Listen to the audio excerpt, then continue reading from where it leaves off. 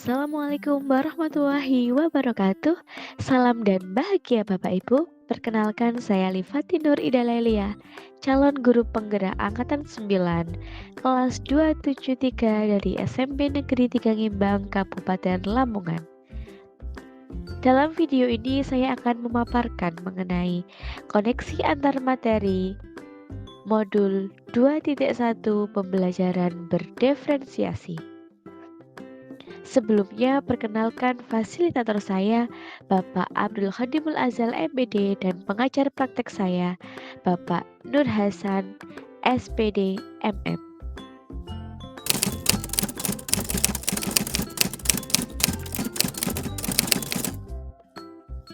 Apa itu pembelajaran berdiferensiasi? Usaha guru dalam menyesuaikan proses pembelajaran di kelas untuk memenuhi kebutuhan belajar individu murid. Dalam pembelajaran berdiferensiasi dapat diartikan sebagai pembelajaran untuk mendukung semua murid yang ada di kelas kita. Maksudnya apa ya? Ingat, setiap anak adalah unik. Mereka mempunyai kelebihan dan kekurangannya masing-masing. Begitu pula dengan minat, gaya belajar, kebiasaan, pola pikir, kemampuan literasi, dan lain-lain. Pasti berbeda kan?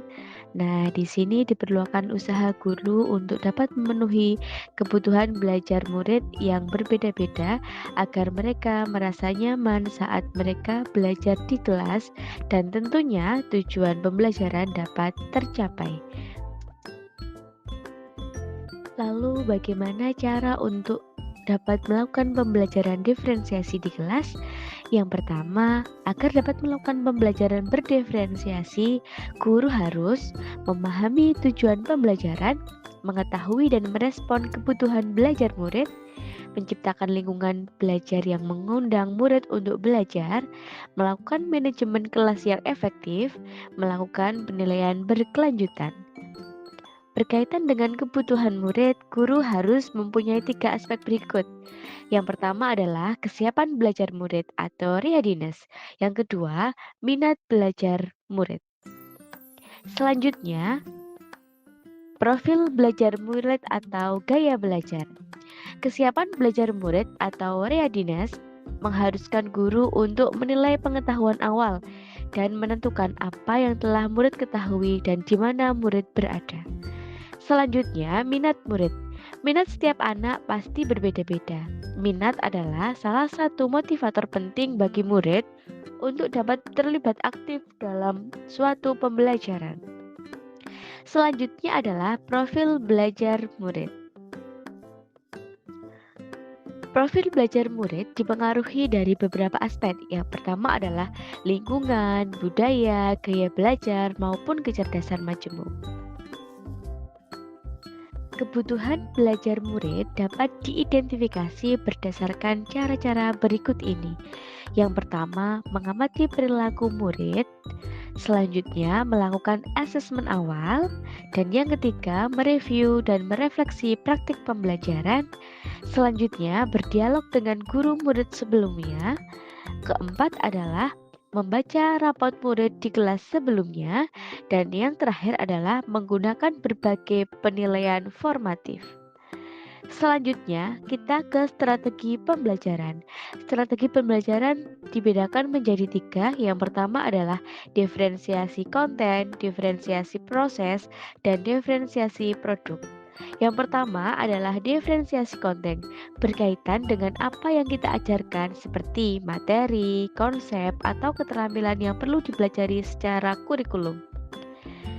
Mendiferensiasi konten bisa dilakukan dengan membedakan pengorganisasian penyampaian, bukan untuk mengubah atau menurunkan standar dari kurikulumnya. Selanjutnya, diferensiasi proses, kegiatan yang memungkinkan murid untuk berlatih serta memahami dengan cara membedakan proses yang harus dijalani oleh murid. Dan yang ketiga adalah diferensiasi produk, bukti yang menunjukkan apa yang murid telah pahami dengan cara membedakan produk sebagai hasil belajar murid, penerapan dan pengembangan apa yang telah dipelajari oleh murid. Selanjutnya, adakah keterkaitan materi, modul pembelajaran berdiferensiasi dengan modul-modul sebelumnya, yaitu modul 1.1, 1.2, 1.3,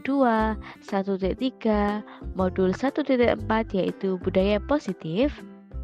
Jawabannya adalah ada keterkaitan antara modul 2.1 dengan modul sebelumnya. Yang pertama, modul 2.1 dengan modul 1.1 adalah untuk dapat melakukan pembelajaran berdiferensiasi, maka guru harus berusaha untuk memenuhi kebutuhan belajar murid.